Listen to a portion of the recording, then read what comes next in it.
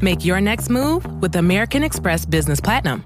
You'll get 5 times membership rewards points on flights and prepaid hotels booked on AmexTravel.com.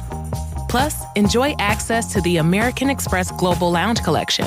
And with the welcome offer of 150,000 points, your business can soar to all new heights. Terms apply. Learn more at americanexpress.com/business-platinum. Amex Business Platinum, built for business by American Express. We're so done with New Year, New You. This year, it's more you on Bumble. More of you shamelessly sending playlists, especially that one filled with show tunes.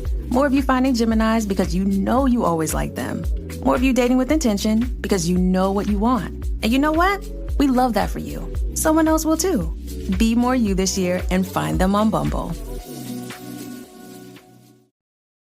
This is Optimal Health Daily, Crafting a Minimalist Fitness Plan by Jennifer Tritt with NoSidebar.com.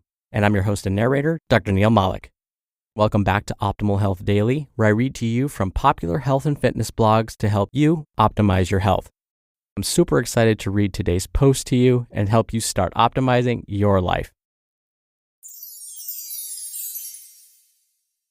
Crafting a Minimalist Fitness Plan by Jennifer Tritt with NoSidebar.com. It pleases me that exercise has become more than a habit for me. It is part of my minimalist lifestyle. Strategically challenging my body to perform is exhilarating. Exercise is a reliable way to improve my mood, and I am effortlessly present while working out. Setting new goals and developing the training plan to achieve them gives me a sense of control, when other areas of my life may feel out of my control. My level of fitness has improved significantly over the past 5 years. When I moved into my own place when my marriage ended, I began to walk every day. Walking helped me to sort out my thoughts. I began to walk faster and farther, developing a 3.5-mile course. I walked in the heat and I walked in the cold. It became a habit and something that I looked forward to doing each day. It helped me to gather the will to release some of my unhealthy habits. I also found great pleasure in hiking and biking with friends. These activities gave me an opportunity to enjoy the beauty of nature and a great workout.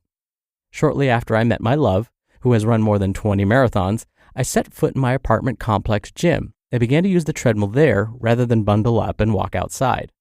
With his encouragement, I started to run the first mile of my 4-mile walk. I ran my first 5K in April 2015 and have run several 10Ks and even a 12K. I don't aspire to be a distance runner or a competitive athlete, but I have confidence in my mind and body and know that I can complete the goals I choose.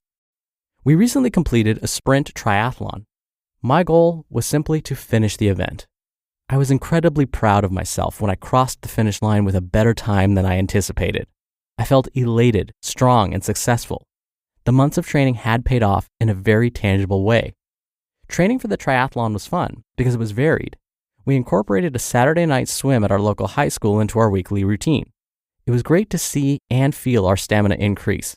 We ran and biked at our local gym when we couldn't ride or run outside, and varied our workouts to keep it challenging and fresh.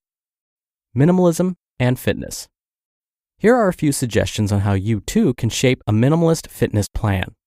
Tip number 1, define your purpose and create a plan. My purpose is broad. I want to maintain the strength of my body and support my overall health.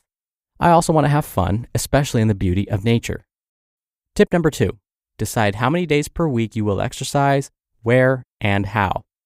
I was simply walking outside and doing some floor exercises for the first 2 years of purposefully exercising. This cost me nothing. It helps to have short-term goals for motivation, to walk or run in a 5K, for example, or to complete a certain bike trail, or to increase the amount of weight you're lifting or the number of repetitions. Tip number 3, if you're ill or feeling blue, don't quit. Give yourself a break and then restart. Keep a calendar or use a fitness app to track your progress. I've had times where I lost interest and took a break for a week. The key is to keep the break short and to begin again.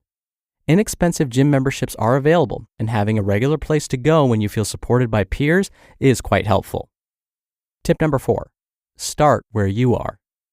I have always been active, enjoying swimming, walking, hiking, and biking, but had periods of time when I did very little.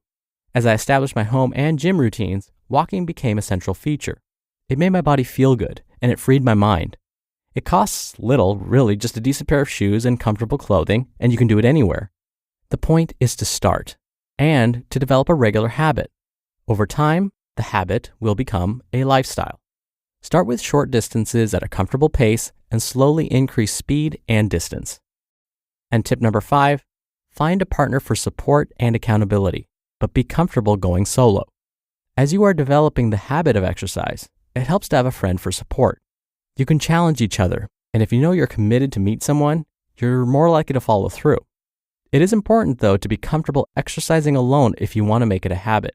Many people consider running or walking their me time, a time for reflection, quiet, and peace. My love and I began our relationship with a long bike ride. Later, he confided that it was the longest ride he had done and that he was nervous about whether or not he could finish. He said knowing that I was doing it with him made him confident as the ride continued. Exercising together enhances our relationship. We challenge and support each other. We have some of our best conversations when we're running together. We incorporate exercise into our vacations. We run and biked in some beautiful places. Our next scheduled event is a 150-mile, 2-day MS ride. It will be a physical challenge, but in a beautiful place to help raise money for a worthy cause.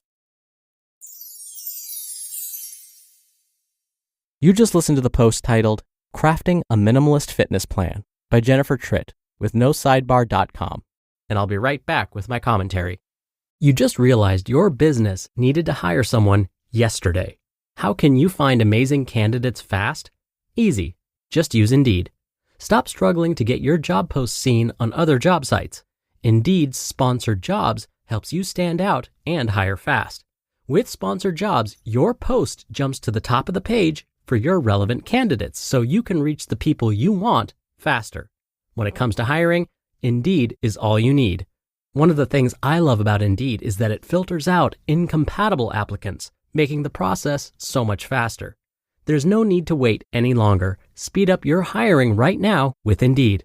And listeners of this show will get a $75 sponsored job credit to get your jobs more visibility at Indeed.com/health. Just go to Indeed.com/health right now and support our show by saying you heard about Indeed on this podcast. Indeed.com/health.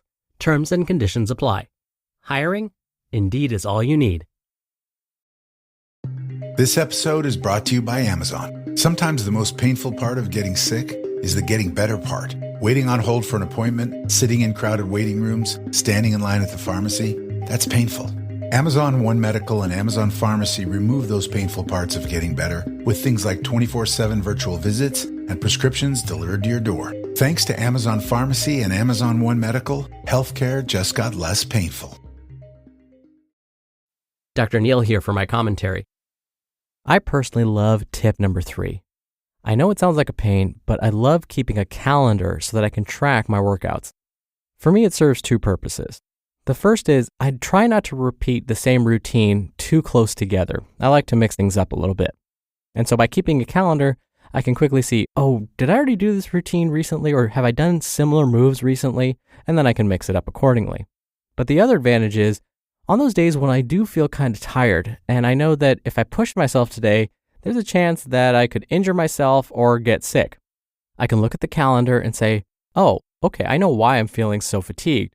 Look at all of these workouts I've done. Look how hard I've been pushing myself. So maybe I do something less intense today. And actually, there's a third reason that I just thought of.